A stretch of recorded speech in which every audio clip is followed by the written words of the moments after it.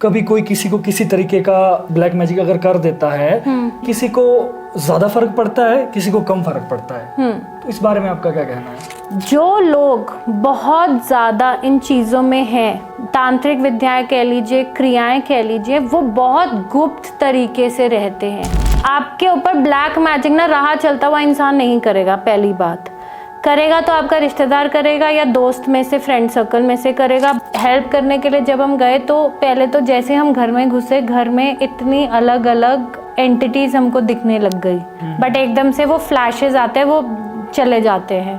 तो जैसे हमने विसर्जित किया, वो लड़की इतना रोई क्योंकि उसके अंदर से एक चीज़ चली गई। दोस्तों, स्वागत है आपका हमारे इस चैनल TLT क्लिप्स में, जिसमें आपको बहुत इंटरेस्टिंग टॉपिक्स देखने को मिलते हैं। आगे बढ़ने से पहले वीडियो को लाइक ज़रूर कर दें और जो लोग नए हैं चैनल को ज़रूर सब्सक्राइब। आपका कोई एक्सपीरियंस या कोई केस आपके पास ऐसा आया हो ब्लैक मैजिक से रिलेटेड जो कि आपको लगा हो कि भयंकर है और स्टोरी भी बड़ी ज़बरदस्त है, तो प्लीज़ उसके बारे में थोड़ा सा बता दीजिए। देखिए, केसेस तो बहुत आते रहते हैं, बट एक रीसेंट केस की मैं बात करूँगी। वो हिमाचल का ही केस है। ऊना का, जिसमें एक लड़की जो मतलब रहती यहाँ नहीं है, कनाडा रहती है, वो यहाँ आई हुई थी अपनी छुट्टियों पे। तो बाय चांस किसी फ्रेंड के थ्रू हमें मिली और हमें लगा कि इसके साथ एक एंटिटी ऑलरेडी अटैच्ड है, एक सोल ऑलरेडी अटैच्ड है।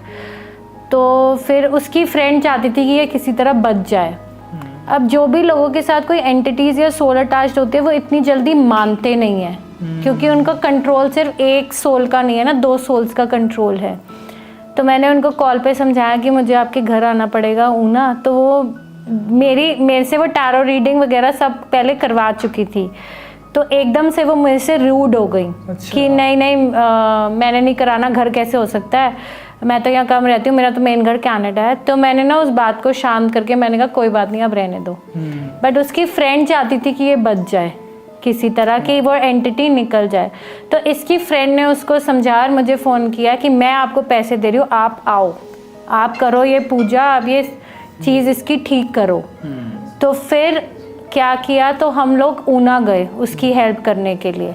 ठीक है, तो हेल्प करने के लिए जब हम गए तो पहले तो जैसे हम घर में घुसे, घर में इतनी अलग अलग एंटिटीज़ हमको दिखने लग गई। और बच्चे थे उस घर में नॉर्मली घर में बच्चों में पेंटिंग्स के होगी, दीवारों पे भी बनाएंगे कि फूल बनाएंगे, पत्ती बनाएंगे, वो हाथ बनाए हुए हैं, जैसे एक भूतिया हाथ नहीं होता, वो ऊपर से लेके नीचे तक घर में पूरा था। फिर हम एक पेड़ की तरफ गए तो मुझे ऐसे लगा कि कोई लटका हुआ है पुराना जना, बट एकदम से वो फ्लैशेस आते हैं, वो चले जाते हैं। तो फिर उनकी घर की एनर्जी इतनी हैवी थी, तो उन्होंने हमें 4-5 कमरे जैसे दिखाए कि आप कहाँ रुकोगे। तो हर एक कमरे में कुछ ना कुछ अफेक्टेड था। एक कमरा ऐसे था जिसमें थोड़ा सा कम था, तो हम उस कमरे में रहे। और उस कमरे में हमने उसके बाद हमने उनकी टेरेस पे जाके वो सारा विधि विधान से पूजा की, क्योंकि ये जो एंटिटी है ये पानी के थ्रू ही, हम चैनल के थ्रू इनको वापस भेज देते हैं, क्योंकि विसर्जित करना होता है इस चीज़ को।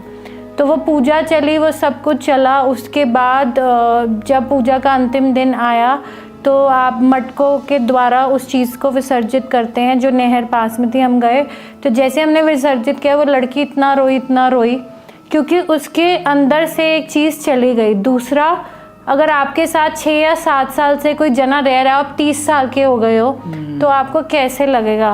और उसका भी ये था कि कहीं वो गई थी पार्टी या कहीं, और वहाँ पे किसी ने उसको कुछ खिला दिया था। अब वो लड़की सिर्फ करियर ही कर रही थी, ना उसकी शादी हो रही थी, बाकी चीज़ों में हर जगह रोक थी।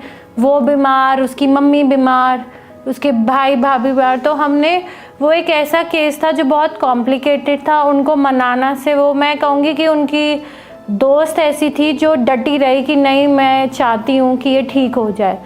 और माँ से भी ज़्यादा दोस्त ने साथ दिया। ऐसे दोस्त बहुत कम होते हैं, मैं ये कहूँगी। और वो एक प्रोसेस ऐसा है कि उसको करने में एक रिलीफ भी मिला कि एटलीस्ट अब इतने सालों बाद किसी चैनल के द्वारा एटलीस्ट उस लड़की को रिलीफ तो मिली। तो अब एटलीस्ट अब उसकी शादी हो सकती है, वो अपना जीवन आगे निकाल सकती है, बच्चे हो सकते हैं, जो भी है। तो वो एक केस है जो क्लोज टू हार्ट है और बहुत कॉम्प्लिकेटेड केस था वो। तो गाइस मार्केट में आपने बहुत सारी ऐसी चीजें देखी होगी, जैसे कोई माला, ब्रेसलेट या किसी भी तरीके का सुरक्षा कवच जो ये कहेंगे कि आपको ये काले जादू से, बुरी नजर से या तंत्र विद्या से बचाएगा वगैरह वगैरह। लेकिन किसी चीज को बिना प्राण प्रतिष्ठित किए, बिना एनर्जाइज किए, वो मात्र एक शो पीस है और एक फैशन तक ही वो सीमित है।